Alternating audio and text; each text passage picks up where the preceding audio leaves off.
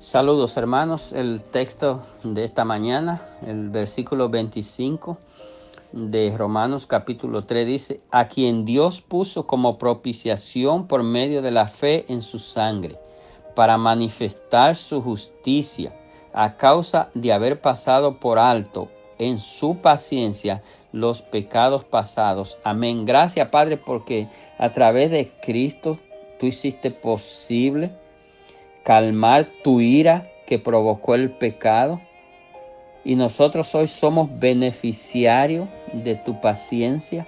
Gracias por ella, pero no nos deje olvidar que tu paciencia también se agotará.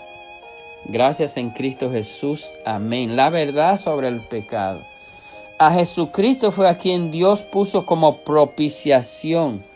Eso tiene que ver con el sacrificio que se hacía en la antigüedad, que se ofrecía animales para calmar la ira de Dios, porque la gente no quiere entender ni algunos quieren predicar sobre la ira de Dios, pero es que el pecado aira a Dios.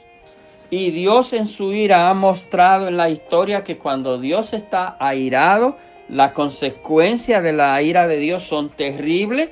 Entonces nosotros no podemos simplemente apelar al amor de Dios cuando dice que Dios ha sido tan paciente con nosotros, esperando por nosotros, esperando que entendamos, que reconozcamos que Cristo quiere salvarnos, que Cristo ha traído salvación, que Cristo fue a quien Dios puso como propiciación, es decir, Cristo se ofreció como un cordero.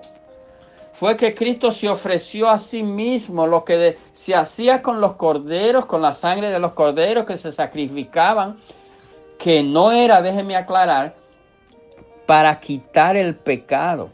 Esa sangre era simplemente para calmar la ira de Dios, porque es que el pecado ha airado a Dios, y Dios sigue airado con el pecador y su pecado.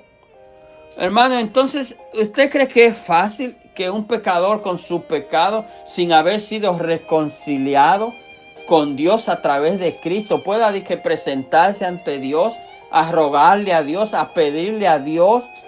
Dios está airado con el pecador y su pecado. La única puerta de entrada que tiene un pecador para llegar a Dios es Cristo Jesús. Es a través de Cristo Jesús, pero esto no es un rito momentario ni aventajado de decir estoy con el pie hasta el hoyo y ahora necesito de Cristo, déjame venir donde Dios. Déjame venir donde Dios a través de Cristo para que Cristo me lleve a Dios y me resuelva mi problema y vuelvo a estar donde mismo estaba. No, dice a quien Dios puso como propiciación por medio de la fe en su sangre. Mire, nosotros hemos de creer por fe que la sangre de Cristo es suficiente para calmar la ira de Dios, porque la sangre de Cristo no simplemente oculta el pecado, la sangre de Cristo nos limpia, quita el pecado. No es lo mismo quitar que cubrir, porque cuando se cubría el pecado con los sacrificios antiguos, el pecado no desaparecía. Lo que se calmaba la ira de Dios, pero la diferencia entre esos corderos y el verdadero cordero de Dios que quita el pecado del mundo es que la sangre de Cristo limpia tu pecado. Y luego del pecado limpiado, borrado, quitado, tú puedes presentarte ante Dios a través de Cristo. Y eso es una obra grandiosa, eso es una obra misteriosa, eso es una obra sobrenatural, eso es una obra que es hasta difícil de entender en nuestro conocimiento humano.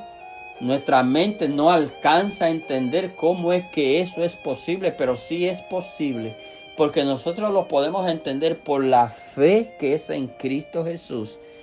Ese mismo Dios nos da la fe para nosotros poder creer esto, poder creer que la sangre de Cristo es suficiente para borrar el pecado, para borrar tu pecado.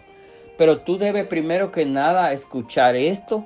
Tú debes creer en esto, tú debes creer que sí, que Jesucristo es suficiente, que Jesucristo puede interceder ante Dios por ti, pero Jesucristo y solo Jesucristo, el Hijo de Dios, que es Dios mismo.